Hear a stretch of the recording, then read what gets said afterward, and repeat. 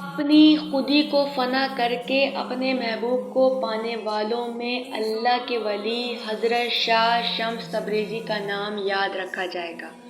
آپ کی ولادت سے قبل آپ کے دادا علی سلام الدین نے آپ کے بابا محمد صلاح الدین سے کہا، اے میرے بیٹے، پروردگار تجھے ایک ایسا بیٹا دے گا کہ جس کا فیض سورج کی طرح پوری دنیا میں چمکے گا۔ اور پھر وہ وقت قریب آیا کہ 15 شعبان 560 ہجری کو پروردگار نے اپنی رحمت کی خزانوں میں سے اس ولی کا ظہور کیا جسے آج زمانہ شاہ شمس تبریزی کے نام سے جانتا ہے۔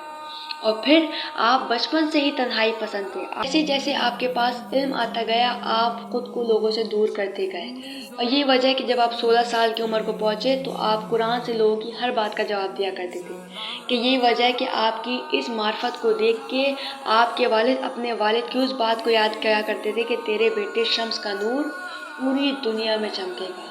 اور ایسے وقت بیت رہا تھا کہ آپ کے والد نے خواب میں دیکھا کہ وہ سورج کی روشنی کو زمین میں دفن کر رہے ہیں، اور جیسے ہی آپ خواب سے بیدار ہوئے تو شاہ شمس تبریزی آپ کے قریب آئے اور کہا، اے بابا، پروردگار نے سورج کی روشنی کو سب کے لیے رکھا ہے، لیکن آپ کا اس سے پیار اس کو اس کے فیض سے دور کر دے گا۔ بس یہ کہنا تھا کہ شاہ شمس تبریزی کے والد نے کہا، اے شمس بیٹا، تجھے جہاں جانا ہے تو وہاں چلا جا، کیونکہ تیرے ہاتھوں سے، تیرے کردار سے بہت سارے لوگ فیضیاب ہوں گے اور لاکھوں لوگ مسلمان ہوں گے۔ پھر شاہ شمس تبریز کی جانب نکل گئے۔ یہی وجہ ہے کہ انہیں شاہ شمس تبریزی کہا جاتا ہے۔ وہ 12 سال تبریز میں رہے اور لوگوں کی اصلاح کرتے رہے، کیونکہ وہاں کے لوگ بہت ظالم لوگ تھے اور ایک دوسرے پہ ظلم کیا کرتے تھے۔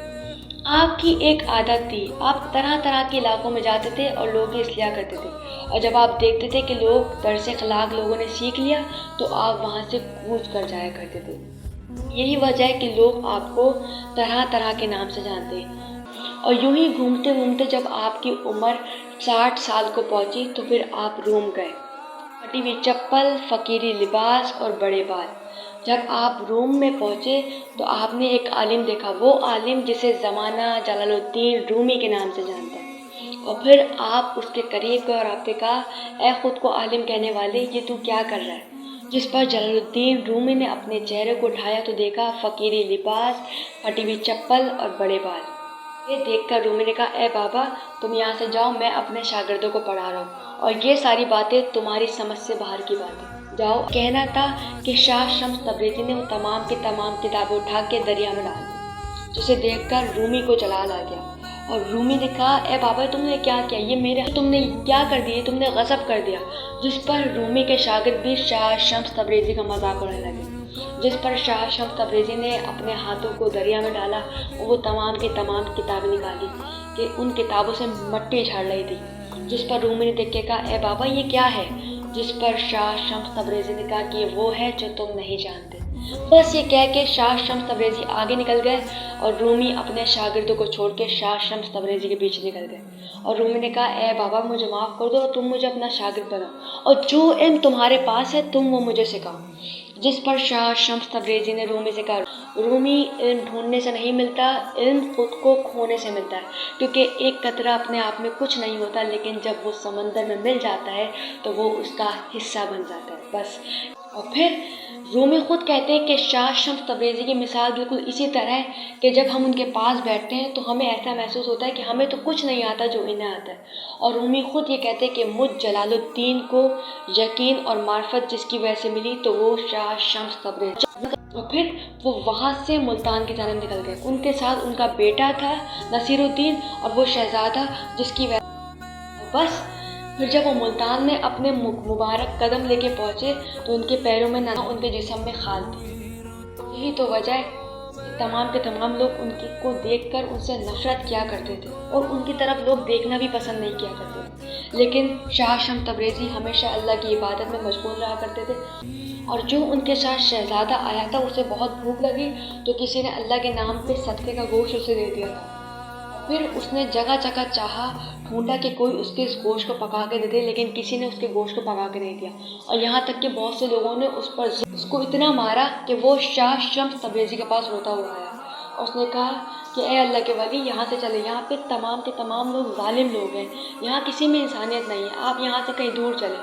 جس پر شاہ شمس تبریزی نے کہا کہ تمہیں گوشت کھانا ہے، جس پر شاہ شمس تبریزی نے اس کے ہاتھ سے گوشت لیا اور سورج کی جانب دیکھ کے کہا اے سورج تو بھی شمس ہے اور میں بھی شمس ہوں، میرے اس گوشت کو گلا دے تاکہ میرا مرشد کھا سکے۔ بس یہ کہنا تھا کہ سورج کی گرمی بڑھتی گئی اور وہ گوشت گلنے لگا، گل گئے، اور تمام کے تمام لوگ شاہ شمس تبریزی کے قدموں میں آ گئے۔ کہا اے اللہ کے ولی ہمیں معاف کر دے، ہم نے لوگوں پہ ظلم کیا، اب ہم کبھی کسی کو کم تر نہیں سمجھیں گے، آپ دعا کریں کہ سورج اپنی گرمی کو کم کر دے۔ بس یہ کہنا تھا۔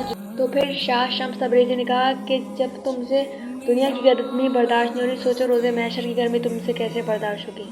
اور پھر شاہ شمس تبریزی کہتے ہیں کہ دیکھو کبھی بھی اللہ کی مخلوق پر ظلم مت کرنا، کیونکہ اللہ اپنی مخلوق سے بہت پیار کرتا ہے۔ یہی تو وجہ ہے کہ شاہ شمس اپنے اشعار میں کہا کرتے تھے کہ اے انسان تمہیں جو بننا ہے بنو، لیکن بہتر یہ ہے کہ تم ایک اچھا انسان بنو۔ اور پھر انہوں نے دعا کری کہ پھر سورج اپنی گرمی کو کم کرتا چلا گیا، اور پھر لوگ دور دور سے شاہ شمس تبریزی کی زیارت کرنے آتے تھے۔ یہ تھا شاہ شمس تبریزی کا نفرت سے محبت بھرا سفر۔ یہی تو وجہ ہے کہ شاہ شمس اپنے اشعار میں کہتے تھے کہ اے انسان جب لوگ تم پر کانٹے برسائیں تو سمجھ جاؤ کہ بہت جلد تم پر پھولوں کی برسات ہونے والی ہے۔